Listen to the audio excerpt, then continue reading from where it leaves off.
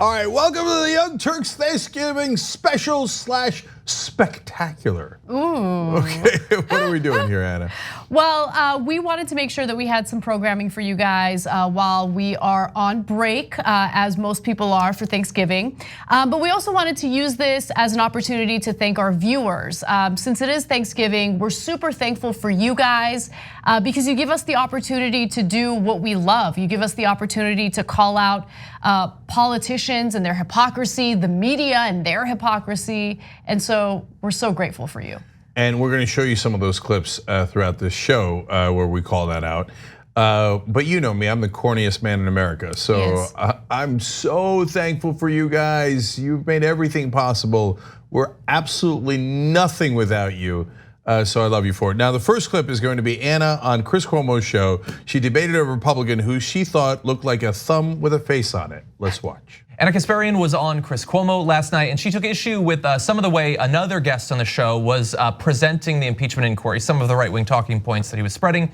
Here's how she responded to that. If I were the Democrats, I would want this to be held open and very fair, very transparent, because they've got a lot of convincing to do. I am so tired of Democrats constantly caving to the type of framing that Republicans demand. Finally, for the first time, you have Democrats standing their ground. They have absolutely no obligation to hold that vote. I believe that the way that they're conducting this investigation is not only legal, it's the correct way to do it. And the reason why they're not holding open hearings is, number one, in 2015, John Boehner pushed for and successfully accomplished a law that indicated that they could do these closed hearings. True. And more importantly, we don't need a circus right now. What we need is to get down to the facts and figure out exactly what's going on. There's a lot of good moments in that. Yeah, my two favorite parts were Cuomo go, true.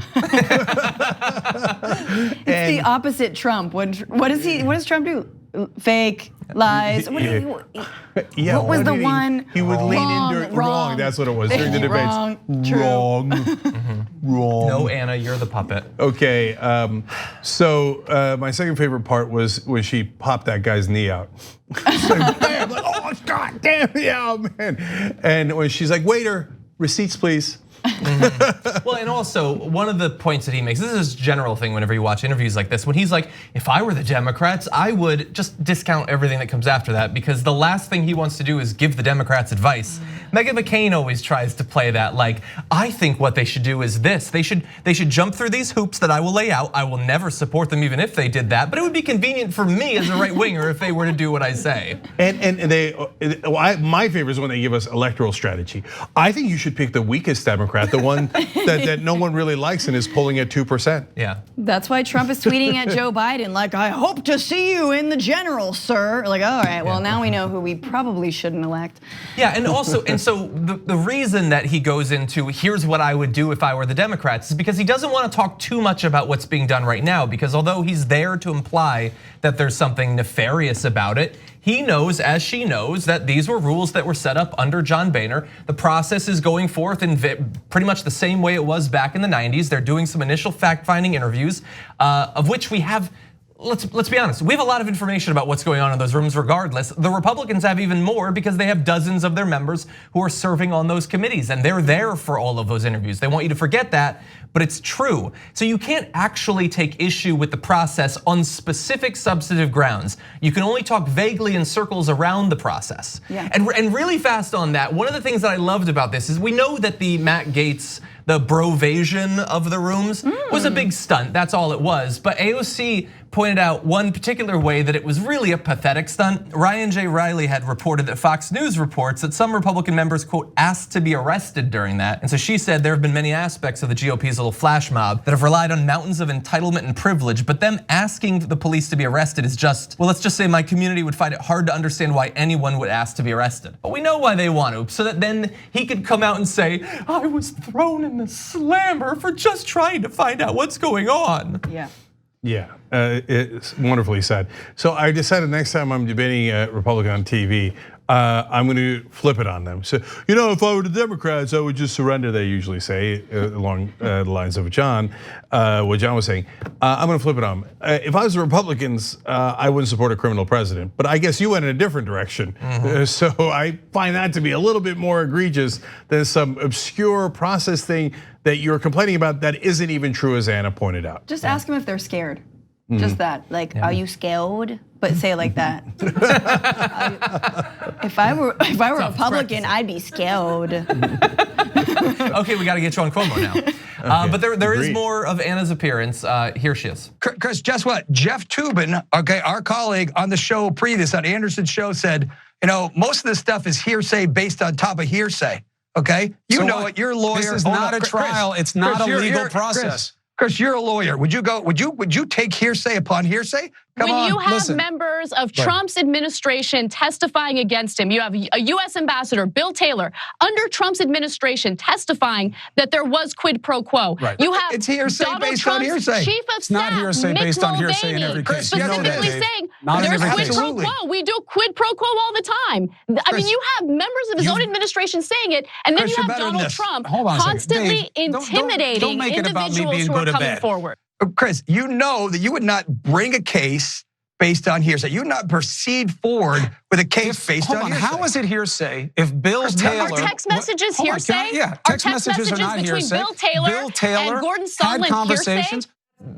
Anna's 100% right there, and I found most of what Cuomo said there to be incredibly frustrating. But look, the Bill Taylor stuff is great, and it's not hearsay at all. It's literally, he said, it's not hearsay. But more importantly than that, Donald Trump put out the transcript of the call, and everything you need to know to be extremely concerned about whether crimes were committed was in there. It wasn't hearsay, it was he printed it out and presented it to us. Yeah, I just like how Anna's doing a bit of a better job than Chris is at that moment. Well, she's the one debating, to be fair to Chris. Chris is doing a great job. I'm not saying thank you for having TYT people on. Love it, love it, love it. Do more of but that. Also the other dude, I don't know who he is, but he's like, Chris, you're better than this. When Anna's talking, like as if to say, that's right. Oh, you're better than having Anna Kasparian on and almost a little sexist, like this woman tell you what you're doing. No. I didn't like that at all. Francesca, I totally agree with you. I got the same vibe. Like, I won't even deign to talk to this woman, right? Yeah. And what does Chris, you're better than this mean? It means you should shut her up, right? Yes. Like, why are you allowing her to say things that are demonstrably true, right? So that hearsay talking point is from months ago when the whistleblower, it's just hearsay. Now, some of the things that the whistleblower had was direct evidence and some of it was hearsay. But to John's point, we're not talking about that anymore because we already have a rough transcript, and even that shows that he did do it. And then we have the text that Anna mentioned. None of this is hearsay. Then we have Taylor come in as a witness and say it was quid pro quo. That is not hearsay. Add everything Rudy Giuliani said on Fox News. That's not hearsay. None of it is hearsay. He's gone to an old talking point, and he's basically saying, how dare this liberal woman disagree with my old talking point and prove me wrong? He didn't get the update. See, Republican talking points are like iOS updates, they're like software updates. You can't keep ignoring the update because then you don't get the new talking points. And I've been frustrated about a lot of stuff as we've proceeded with this. But one thing is that we're still hearing from Trump primarily, but from others, attacks against the whistleblower. They really want to know who it is, what's the source and everything. But from my point of view, and I acknowledge we've got the text messages, we got Taylor's thing, all that contextual stuff. The whistleblower raised the concern that I heard crazy stuff on a phone call, you need to look into this. So we got the phone call.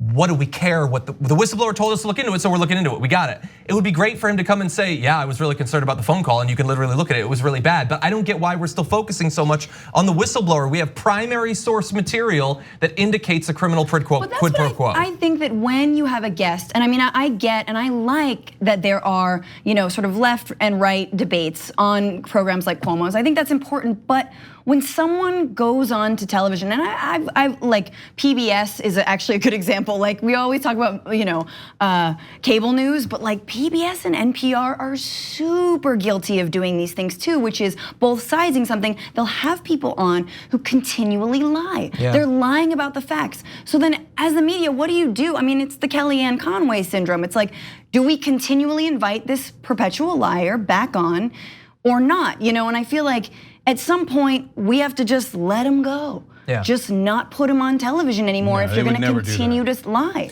Yeah, look, and so we get criticism. They say, why don't you have more conservative voices on?